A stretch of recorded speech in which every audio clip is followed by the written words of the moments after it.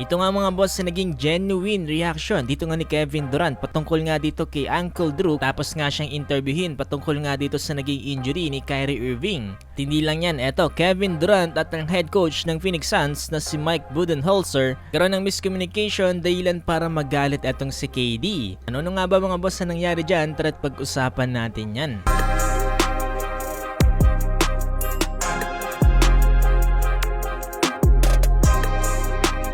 Kahapon nga sa naging laban dito ng Phoenix Suns, ito nga kontra Los Angeles Clippers. Eto under 2 minute mark sa first quarter ay tumawag nga ng timeout dito si Coach Mike Budenholzer. Eto makikita nga natin dito na nagkakaroon nga sila dito ni KD ng kaunting discussion. Dito nga sa video na to mukhang makikita natin na itong si KD ay mukhang na-frustrate nga dito nga kay Coach Mike Budenholzer.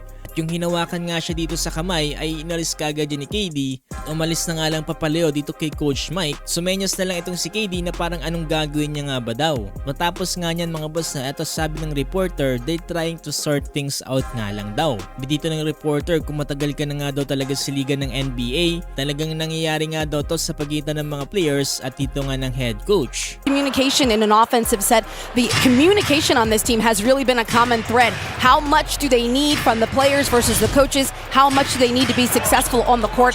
Guys, the good news is a little head tap as they left the timeout. They sorted things out. Stan, you know how it is. You've been around this game long enough, that's gonna happen. After interview ay napakinggan nga natin ang side ni KD patungkol nga dito sa naging video clip na ito. Sabi dito ni KD mga boss no, usual event nga lang daw ito sa pagitan niya at ito nga ni Coach Mike Budenholzer. Sabi ni KD iba nga daw talaga nagagawa ng television dahil kapag nakuhanan nga daw ng clip ay nagkakaroon nga daw ng ibang narrative dito nga ang mga audience. If naman daw kasi na ito ay palagi nilang ginagawa ni Coach Mike Budenholzer nga daw. Sa competitors nga daw mga boss no, etong si Coach Mike at itong si KD ay merong individual opinion patungkol nga sa game. Minsan nga daw ay hindi sila nagmamatch dito nga sa kanilang gustong gawin. Kaya daw minsan ay nangyayari ito sa pagitan ng mga coaches at dito nga ng mga players. Sa veteran player nga daw kasi dito para sa Phoenix Suns, naalaw nga daw kasi itong si KD na magkaroon nga ng voice dito nga para sa team, hindi dito sa kanya naging interview. Dito nga pala sa naging laban na to no, nanalo ang Phoenix Suns sa final score na 119-117.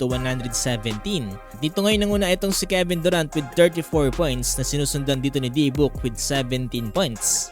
Yeah, that's what usually happens when you don't know the dynamics of a relationship. You know, you catch something on TV, you get a quote, and now you're pushing that narrative as if me and Bud don't do all the time. We competitive as two individuals who want to see things done the right way. And sometimes my way ain't the way that Bud want to do it and vice versa. And he allows me as a player on the team, a veteran on the team, to voice my opinion. If we both didn't care, we would never have stuff like that. At during this interview ay naitanong din etong si Kevin Durant patungkol nga dito sa naging injury dito nga ni Uncle Drew. Alam naman nating lahat na itong si KD at itong si Kyrie Irving ay nagkaroon nga ng time as a teammate tuwing naglalaro pa sila para sa koponan nga ng Brooklyn Nets. Kaya masasabi natin na itong si Slim Reaper at itong si Uncle Drew meron ng bond sa isa't isa. Matapos nga tanongin yan, ang reaction dito ni KD ay tila nga ba talaga sobrang nanlumo siya at napahawak na nga lang dyan sa ulo at napailing-iling pa dito.